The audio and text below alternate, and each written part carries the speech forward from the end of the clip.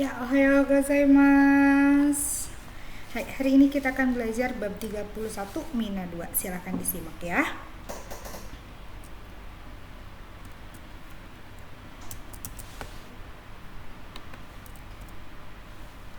Hai, minasan, hari ini kita belajar bentuk ikoke. Ikoke adalah bentuk ajakan. Ini adalah kata kerja bentuk ajakan.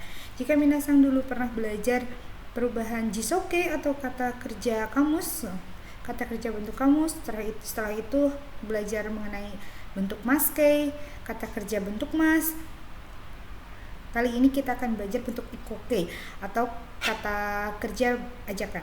Nah, ikoke ini adalah kata sederhana dari bentuk masyo.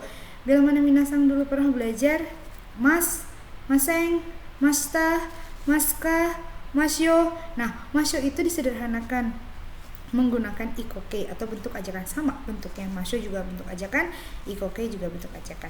Di sini ada contohnya. Yang ini saya contohkan golongan pertama. Dalam jisoke-nya usuru bunumu kugusu, itu jisoke.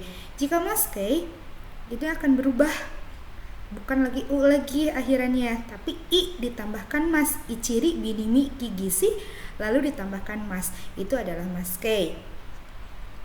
Jika minasang ingin merubah ke ikoke, minasang rubah yang ichiri binimi kigisi ini ke dalam o ya, ke dalam bentuk o. Otoro bonomo kogoso, seperti itu, tapi diakhiri dengan u. Jadi misalnya aimas, i sama masnya hilang, i nya diganti menjadi o, ao ditambahkan u, ao artinya ajakan, ayo pulang, ayo bertemu, atau mari bertemu. Machimas, menunggu. Jadi mato pakai u, mato artinya ayo menunggu, seperti itu, dan seterusnya dari uchuru bunumu kugusu. Kalau maske menjadi ichiri binimi kigisi, jika ikoke menjadi otoro bonomo kogoso, ditambahkan u di belakangnya. Ini adalah bentuk sederhana dari masyo yang biasanya minasang mungkin menggunakan aimasyo gitu. Jadi disederhanakan menjadi ao, seperti itu. Lanjut ya. Dalam ikoke tersebut ada bahan kedua, yaitu eru dan iru. Eru saya contoh menggunakan taberu. Kalau maskenya tabemas. Kalau dibentukkan ikoke, masnya ini dihilangkan, dibuang menjadi yo u. Jadi tabeyo.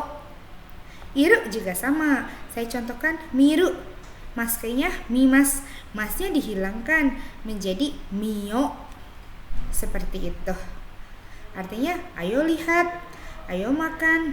Nah, untuk golongan ketiga ini memang agak spesial. Dia berdua, hanya dua aja kata kerjanya, dan menggunakan kuru dan suru.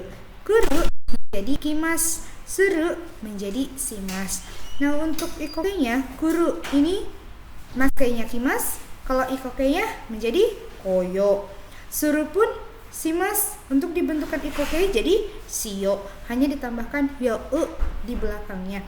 Tapi khusus kuru dan kimas itu hanya menggunakan itu tidak menggunakan yang lain.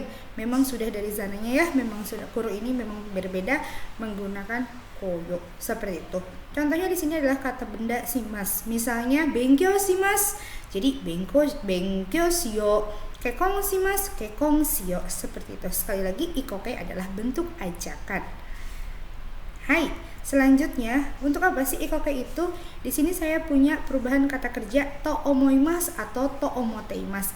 Arti dari to omoimas atau to omoteimas adalah bermaksud ingin.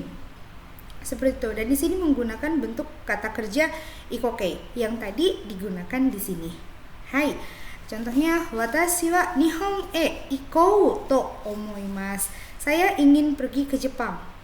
Atau to omoteimasu. Ima kara watashi wa nihon e ikou to omoteimasu. Sekarang saya ingin pergi ke Jepang. Apa bedanya to omoimasu dan to omoteimasu? Digunakan dengan makna yang sama, namun menyatakan maksud dari si pembicara, itu untuk to omoimasu. Jika to omoteimasu menyatakan sampai saat ini kehendak itu masih dipertahankan. dan bisa dimaksud untuk orang ketiga seperti itu.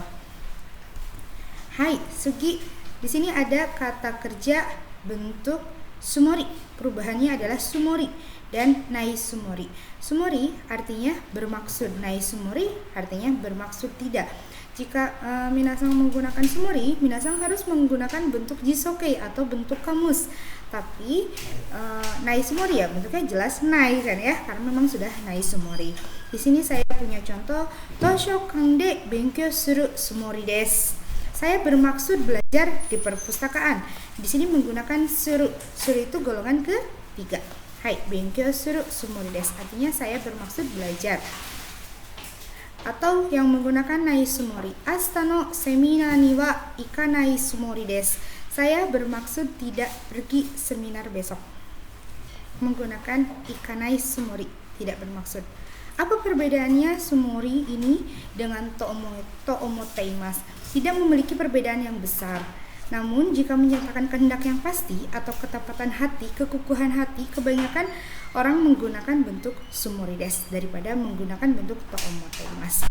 Seperti itu. Hai, Sugi.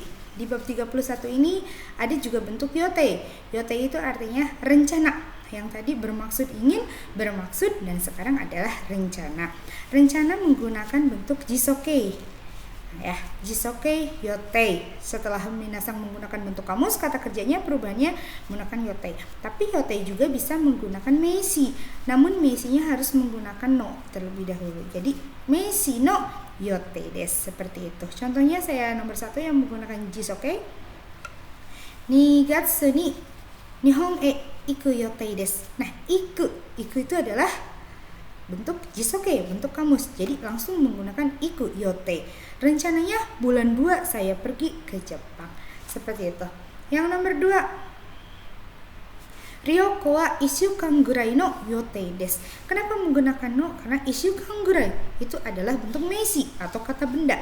Jadi jika kata benda ketemu dengan yote, dia harus ditambahkan menggunakan no. Artinya rencananya perjalanan kurang lebih seminggu, seperti itu.